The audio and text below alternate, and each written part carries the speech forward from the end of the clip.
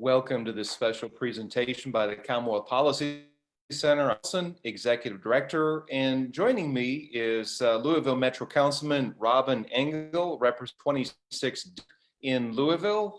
Robin, welcome to the program. Well, thank you, Richard. It's great to be with you. Robin, I appreciate you joining us. We're going to talk about what has been going on in Louisville this summer related to events really going back to last year. And all of us across Kentucky and really across the nation have looked at, really read the stories, and we're seeing what's happening in Louisville. And I thought it'd be good to have somebody in government that could speak to several of the issues. And I want to start this off by probably the spark that has led to the unrest, led to the protest, and the violence that we've seen.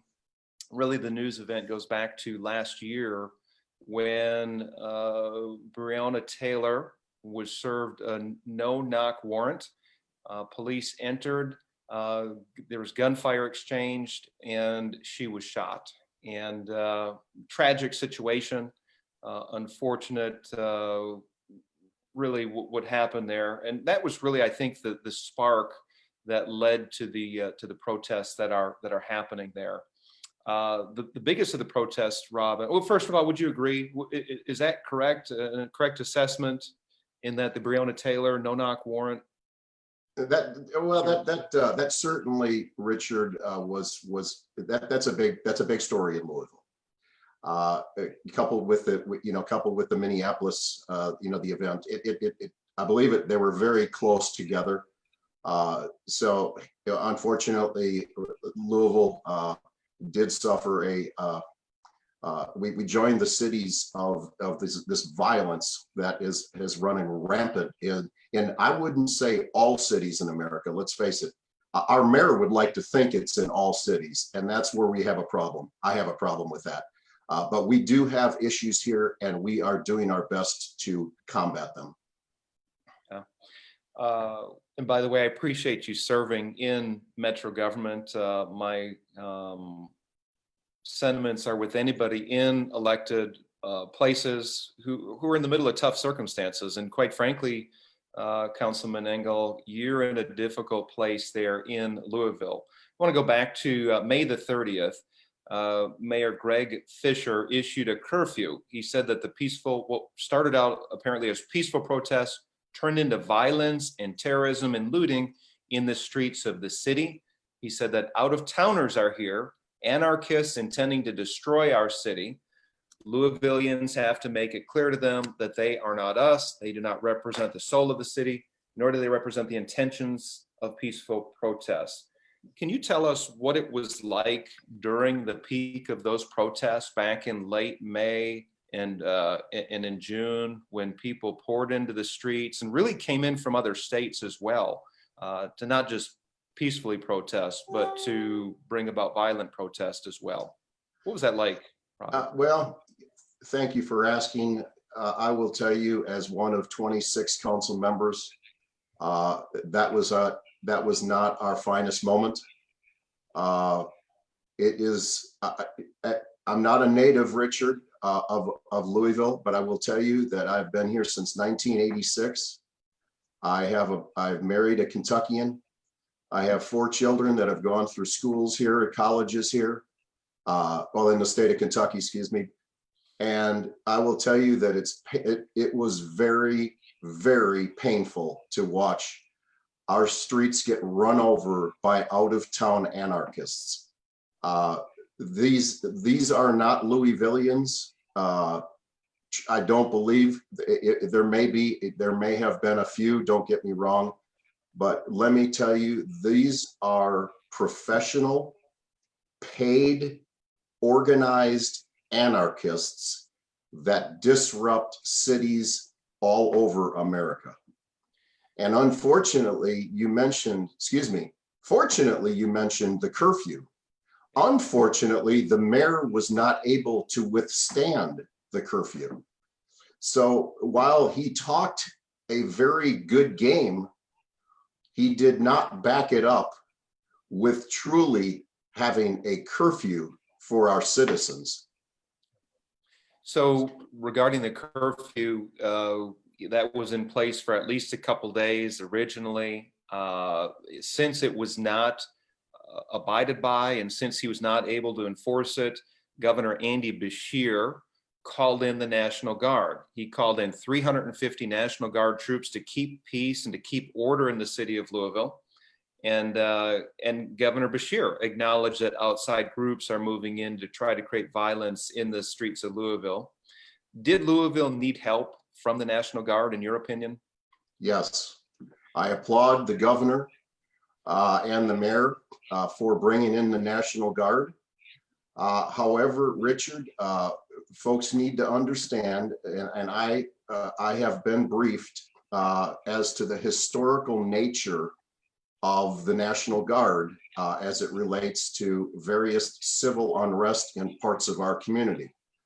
I will say that and again, my comments, I am not going to get involved with anything that will disrupt this investigation or make comments on trying to do somebody else's job. This is a tough world that we live in, and managing these things, whether you're the mayor or the governor. But I will point out my differences with these decisions. I believe the National Guard is needed in all of these particular cities throughout this country for security for the citizens that live there. Peace of mind is so important. And we, Richard, are living in a time of fear right now. Our citizens are, and that is not America. It's simply not. So to have the National Guard there gives at least some peace of mind, knowing we have law and order, at least attempted law and order in our cities that need us most. Yeah, very good. 2 days after the National Guard came in, I believe it was 2 days after, the curfew was continuing to be violated.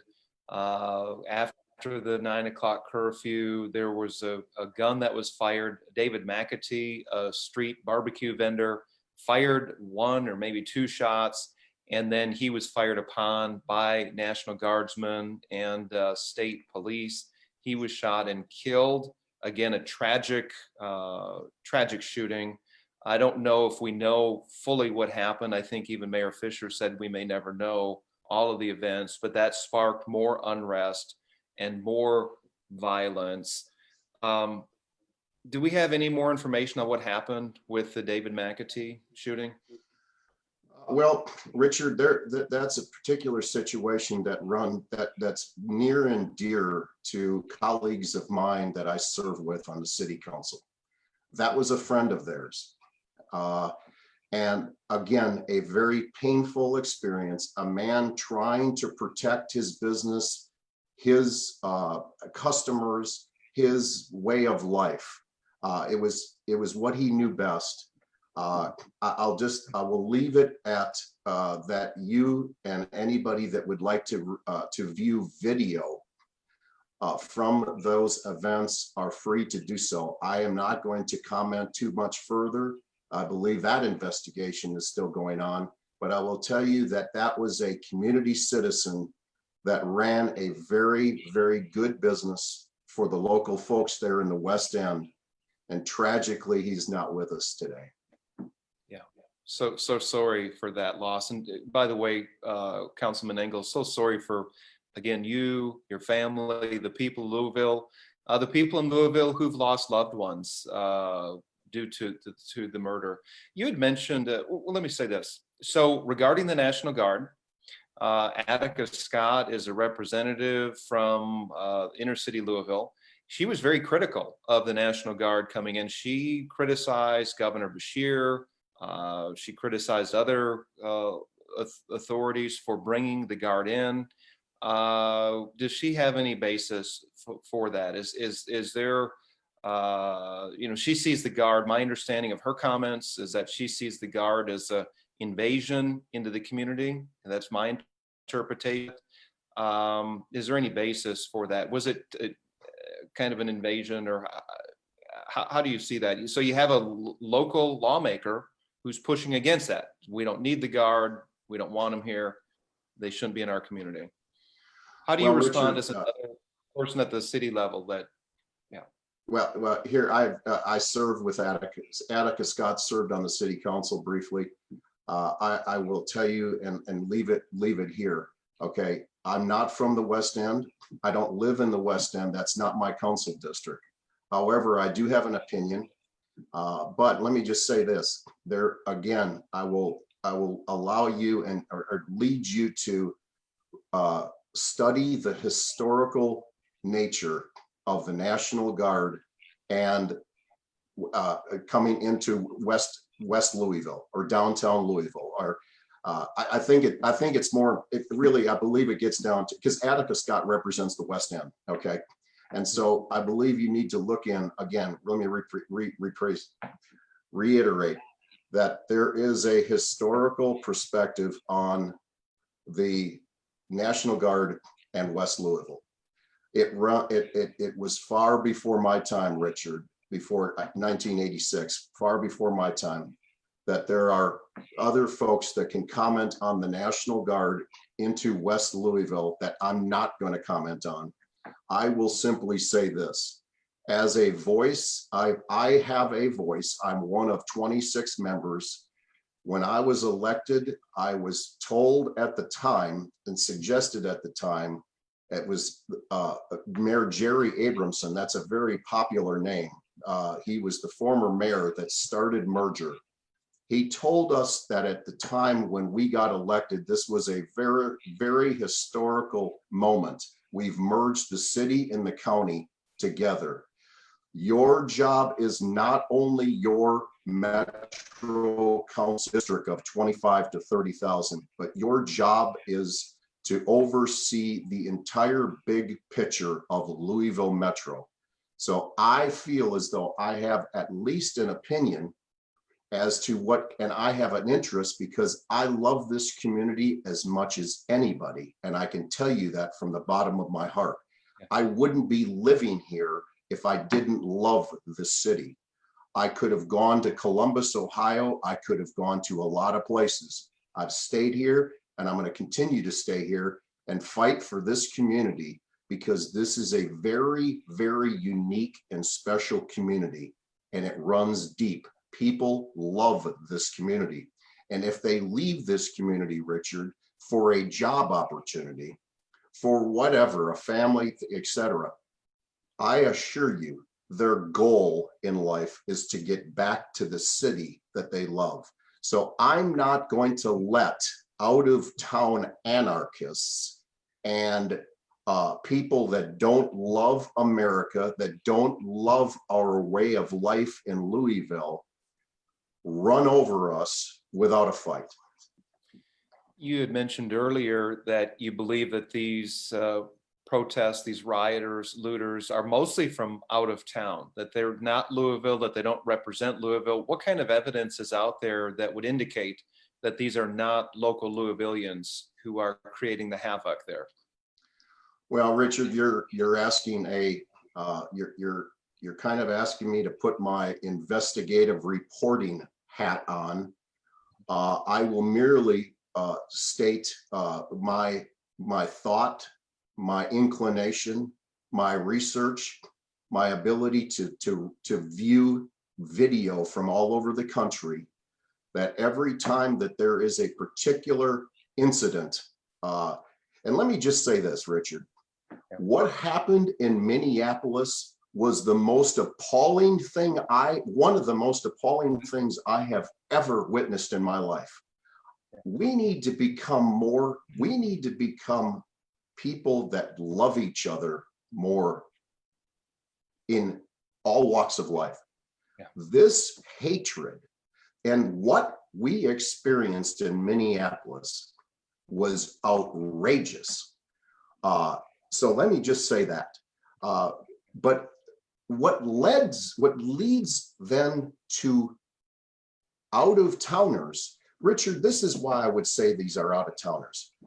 Why would local folks that live and work here want to go and destroy businesses that they actually work at? I mean, I'm sitting here saying, How is it that for example, we're tolerating this thing, that we have people that are looting, that are destroying our central business district, restaurants are closing, you name it. How is that good for our citizens and the employment of our citizens? I don't understand that.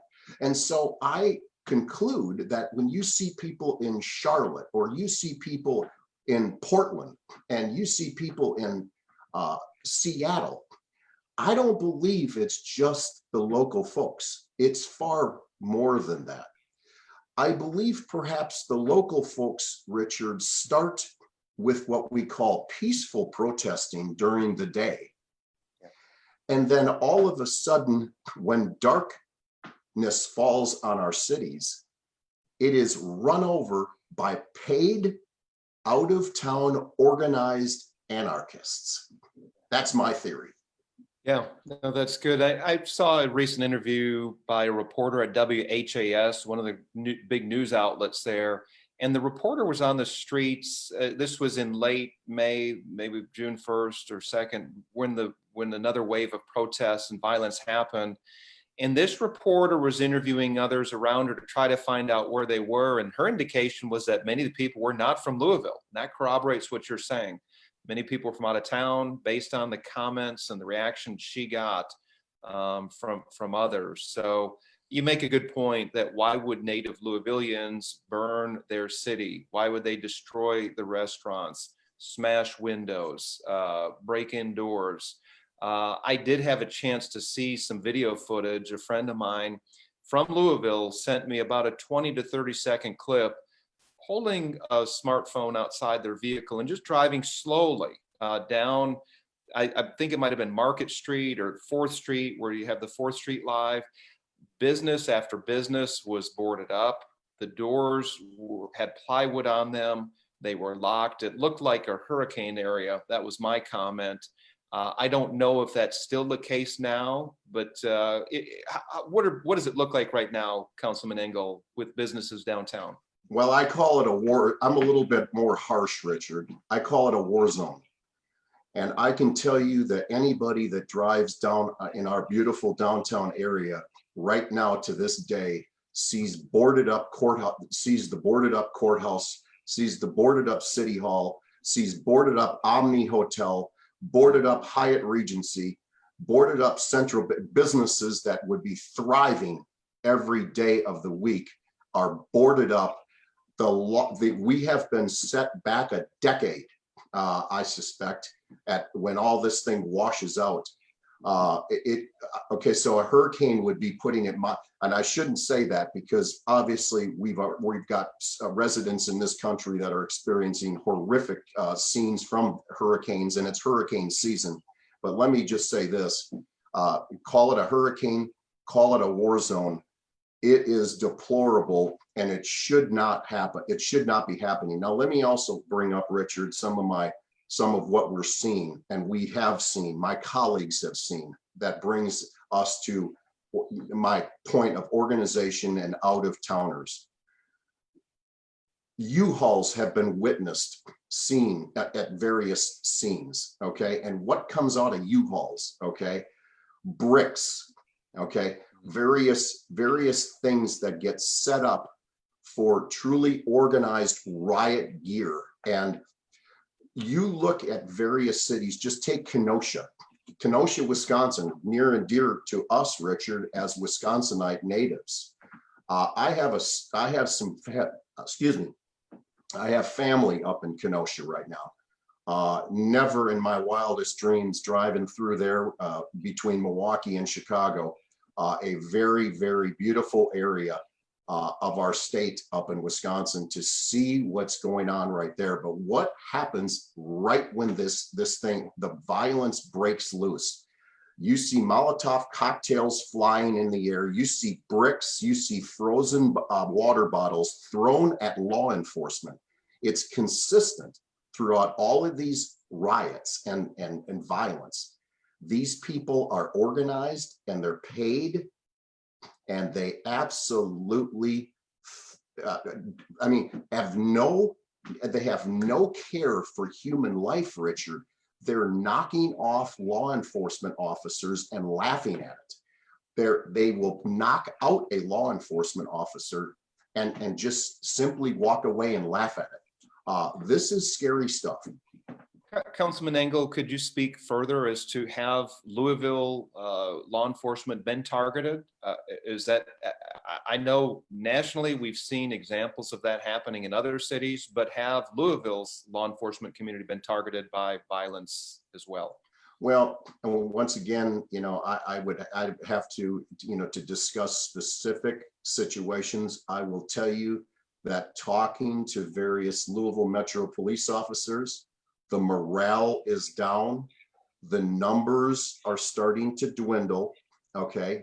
We're going to continue to lose officers. And so, Richard, I guess my point there is, while I may not have examples of a specific member of our police force being targeted and knocked out or injured severely, I will tell you that but by the very nature of being a Metro police officer, you have now a target. Okay, again, your reputation because of this national violence is unfortunately being targeted, I believe. But I will tell you this, I will say this. Louisville Metro Police has the backing, and we have their back at the city council. 26 council members, I will tell you, voted in the last budget, July 1st, it took effect. We did not cut Metro Police's budget, and it will not happen as far as I'm concerned. That is what's going on nationally. We have a Democratic Party nationally that is there. They may, Richard, they may say that their party, it's not in their platform that they're going to defund the police, and don't try to. The fact of the matter is this party is now in the hands of people like Bernie Sanders, Nancy Pelosi, AOC, and they have pledged to defund the police departments all across America.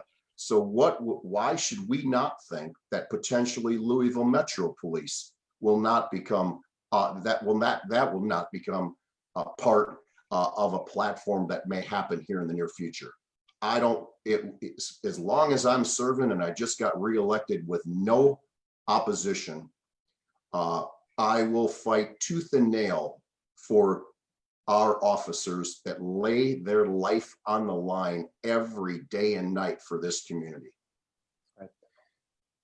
Councilman Engel, on August the 18th, 7 Metro Council members filed a no confidence resolution regarding Mayor Fischers' leadership. That resolution seeks transparency and accountability from Mayor Fischers' office. And in it, you point to the 7 members point to an escalation of homicide since 2016. Currently, Louisville is on track for a record murder rate this year. This resolution also points to the many scandals involving mayoral appointees, such as those who are leading the Explorer program, the TARC, and other departments within Louisville's Metro government. Tell us more about this no confidence resolution filed by 7 council members. Well, thank you for asking, Richard. In this politically toxic environment, if you asked somebody other than myself, okay, a few of my colleagues would, and the mayor would simply say it's political gamesmanship. That's the easiest answer, Richard. But let me say this, and let me make sure that everybody's real clear. What wasn't political back a couple of years ago, Richard, was that this Metro Council, in a bipartisan move, took a no confidence vote on the mayor's former police chief. And we won. We won in a big way. Okay, so let me try to put the numbers together for you so your viewers can understand how this it gets a little convoluted when you think about numbers. But let me just say this. The Louisville Metro Council is made up of 26 council members. Currently, there are 19 Democrats and 7 Republicans, okay? So back a couple of years ago, that vote, okay, we won, we carried the day. The council was so appalled at the leadership of the police chief and this mayor with the Explorer program. And Richard, just so your viewers know, let me just briefly brief you on the Explorer program. It's kind of a recruiting program through the Metro Police Department, okay? Well, there were a couple of officers convicted of sexual abuse of children inside the Metro Police Department. I couldn't believe it. I mean, Richard, there's sins all over this world. There's sins within all types of organizations. But when it hits that deep, I mean, this is also, I mean, you could take the Catholic Church too. This particular one hit me hard. And so it hit a lot of us at the council level. So I consulted with my colleague, one of my colleagues, Democratic colleagues on the council, not long after this, because I said, really, what's going on here? This is absolutely out of control. And it was at that point, Richard, that colleague of mine and many of us began to discuss what is it that we can do, albeit, you know, we're not in charge of the police chief. Ultimately, the mayor, the buck stops with the mayor. In this form of government, Richard, this is a super mayor, so to speak. Okay, a super mayor, one mayor governing over 26 council members. So the mayor has a lot of authority in this community. And so the one thing we thought we could do, at least, is from a bipartisan perspective, is to tell this mayor that his judgment of this police chief is, we're not happy with it, and we voted to no confidence the former police chief. This was a couple of years ago, and it was from that point on, Richard, that was the beginning of the fall and the beginning of problems within this administration that began to unravel. So, Councilman Engel, if I could interrupt, tell us, because we're going to have to wrap this up in just a couple minutes. Tell us, what are the chances of this no confidence resolution regarding Mayor Fischer? What are the chances of that passing? Is there bipartisan support right now? Here was my answer to that with the media. Okay, while it was Republicans that filed it, because again, the political toxic environment, my contention is once it gets to committee, I challenge my colleagues to they're going to have 2 decisions. One, they're going to vote for this, or 2, they're going to defend the mayor's actions on how he's handled Breonna Taylor, how he's handled this violence, and how he is leading and not leading this community the way he should. And at the end of the day, in my opinion, I believe we will pick up support from our colleagues down at council. And of course, that no confidence resolution is not going to result immediately in impeachment, but it looks to lay the groundwork for impeachment. Is that an accurate assessment? That's a very accurate assessment. It's the beginning. We have a government accountability committee that has subpoena power that is going to that truly gets to the bottom of impeachment, if you will. This isn't an impeachment vote. It is the beginning. And so right now our government accountability, and this is what really boiled over, Richard, for us, is our government accountability subpoenaed the mayor's Department of Public Safety and the police chief to come to the committee and to discuss actions that happened prior to leading up to the Breonna Taylor. They're doing an investigation. The mayor filed a lawsuit against the city council. That was the boiling over point. If I could interject, Councilman Engel, he filed the lawsuit to stop these public officials from testifying in front of city council. You were seeking transparency. You're trying to get a better picture of what was happening, but the mayor filed suit against you to stop that testimony from happening, correct? That is correct. And I will tell you, Mike, I serve with some outstanding members of the city council, and to the T, every one of them is for transparency in government. I truly believe that. And for the mayor to absolutely slap 26 of us in the face and say, I'm suing you for this, it was unbelievable. Is there an expected vote on this no confidence resolution? Is there a date for an Well, the expected committee vote? just, keep in mind, Richard, there's a lot of things going on in our committees right now. So the committee structure is an hour long every 2 weeks, unless they get extra time. This particular resolution went to the Public Safety Committee, and that they met Wednesday, but didn't take this up because there were other issues on their committee legitimately. And so the next opportunity will be 2 weeks from now to hear this. Okay, very good. I want to wrap up with one question. We've got maybe a minute or two here. The Metro Council recently voted to reject a proposed buffer zone, totally different issue here, but maybe related. But a buffer zone around EMW Women's Clinic. It's the largest abortion center in Kentucky.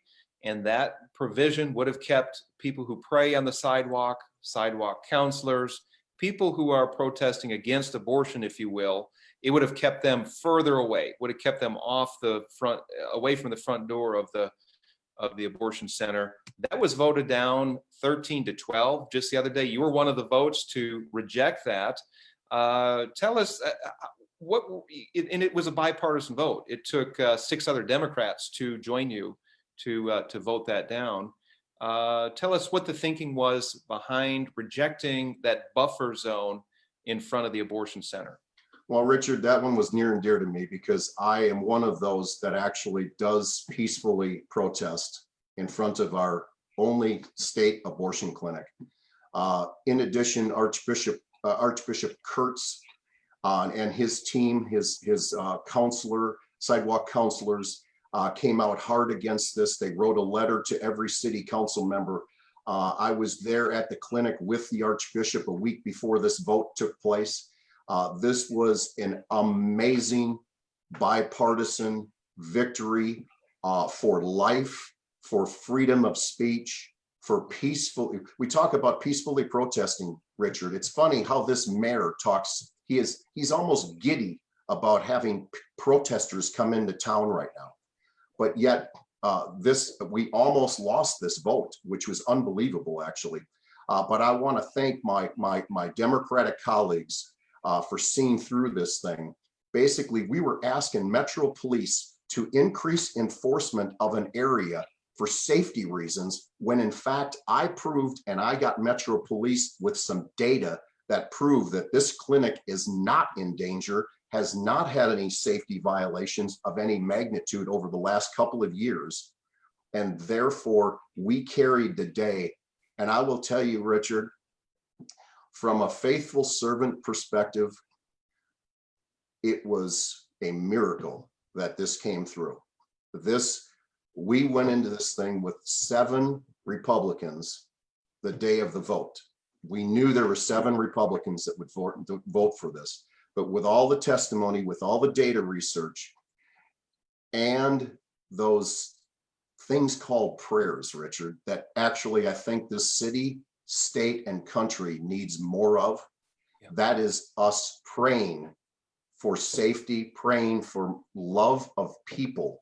And this has nothing to do, Richard, with those people going into the abortion clinic safely. They always can, and they always will. That is until we actually hopefully end this horror of abortion, but that wasn't on the table. Very good, Councilman Robin Engel. I appreciate your vote and your leadership on that important issue, free speech, freedom to assemble issue. You uphold, I think, a constitutional principle. I want to close on this note, and you mentioned it a couple times, that what we're seeing happen in our cities and of course in Louisville, the violence, the destruction of property, the harming of law enforcement. We've seen unjust acts like that against George Floyd. Horrible, what we both saw. But you had mentioned what we need is to find greater love for our neighbors. And this comes back to the 2 great commands that Jesus gave, right? to love God with all your heart, soul, mind, and strength. And the second command is just like it, to love your neighbor as yourself. And I think that if we as Americans, we as Kentuckians, all of those in the Louisville community like yourself, if we got serious about that, loving God and then loving our neighbor, we'd see a transformation here in Kentucky and across the country. So Councilman Robin Engel, thank you so much for joining us on this special Facebook Live presentation. I think we'll have to have you on another time. There's many other things I wanted to cover, but would you be willing to join us again in the future? Absolutely, Richard. Thanks for all your work at the Commonwealth Policy Center. I've known about you and I've seen you in action, and you are speaking of love and love of neighbor. You exemplify that, and keep up the good work, my friend. Thank you. God bless you, Councilman Engel, and have a great weekend. Thank you, sir.